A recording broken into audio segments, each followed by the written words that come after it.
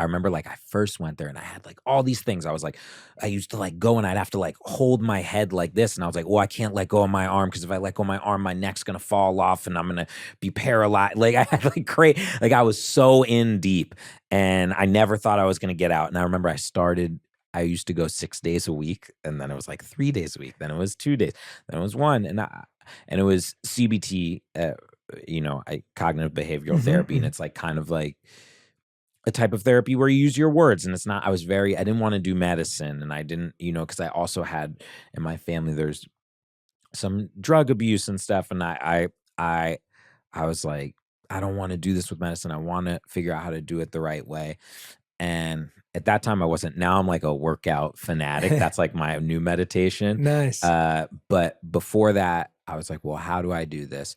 And I started, my therapist recommended meditation to me and he had this really easy way of doing it and it was so easy and it wasn't even like anything specific. He was like just he would just like it was the most basic form of meditation. I would do it with either with a spoken word thing or just like he'd be like find the most calming music you like and he would just be like no matter what, just every day he was like for 20 to 30 minutes just sit down, put a pillow on your head, try not to be too comfy where you'll fall asleep, set a timer, and just do it. And I remember doing it, and at first it was impossible. When I was like in my shit, it was impossible. And then eventually I started like looking forward to that time every day. Yeah. And it really just helped me a lot. And then like in 2018, and then I got like, it was probably like a year or so and this was probably 2009, maybe this was happening. And then I like got back on track and everything was great.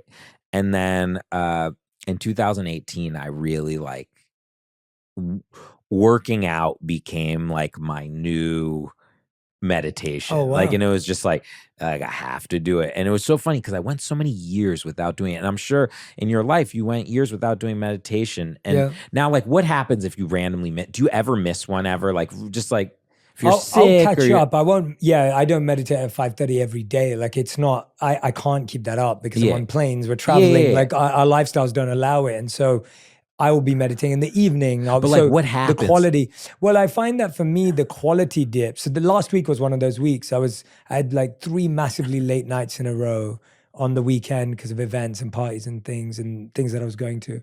And I couldn't wake up early. And then I still had a full day of work. And then in the evening, I was catching up with it.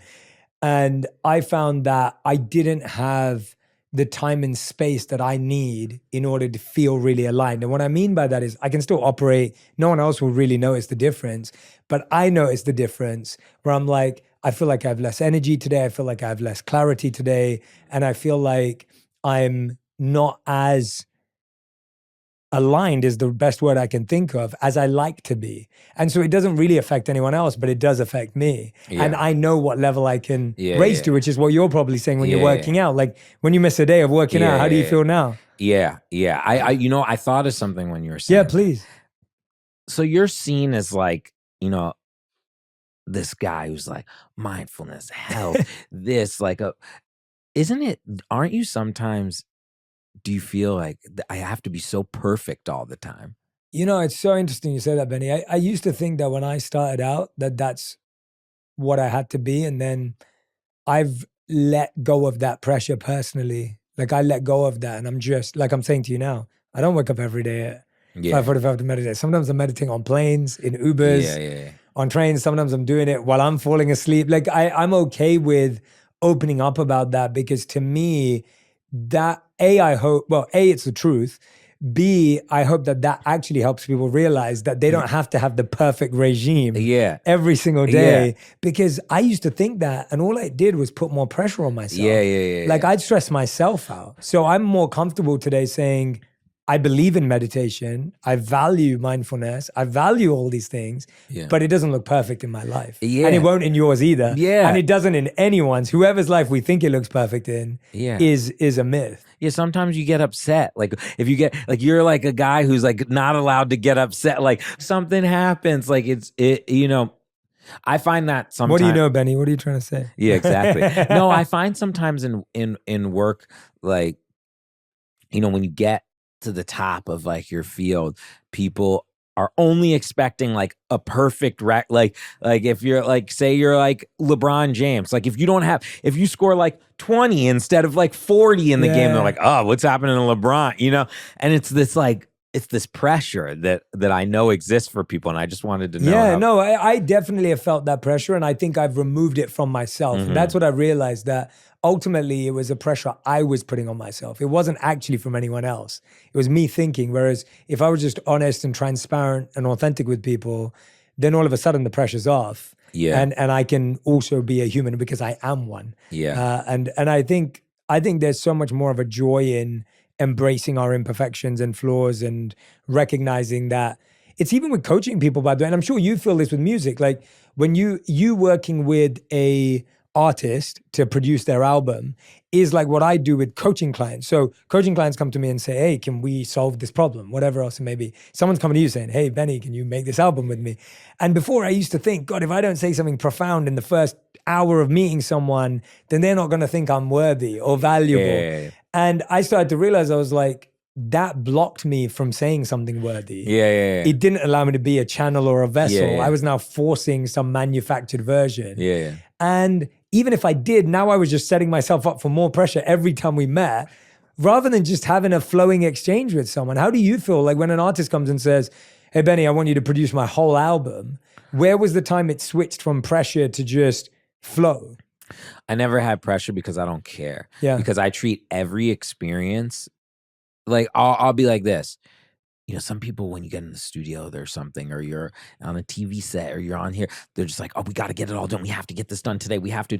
For me, I'm just as happy if we were to come in. Like if I came into this podcast today and you're like, hey, I'm sorry, like the equipment's not working, then I'd be like, oh, let's just like chill, walk around your thing, because that's what was meant to happen that day. And I'm not stressing because you know what? Eventually we'll get like an interview, or eventually we'll get a song, or, I'm a big like procrastinator in work. Like when someone comes over, I'm like, you like to eat? What do you want to eat? You want to eat something? I'll eat something. All that stuff is part of it. It's part of what's going to happen later. You know what I'm saying? Or you like, let's say you have a client, someone like you're trying to get to the bottom or the root of a problem. You're going to have to disarm them and get them to chill. Yeah, definitely. Yeah, it's not going to happen through anything else. What's your, do you have a setup process for every person, or do you really go with the flow with each individual? This stuff got caffeine in it? It has natural caffeine from tea. I'll take a sip of it. Yeah. It's green tea. Green tea is really caffeinated, right? Yeah, it's natural. You drink caffeine? I only in the tea form. Only in the tea form. Yeah. I So like that. I don't only drink in coffee. the tea form. As in, like, I drink herbal tea and I drink this tea, but I don't.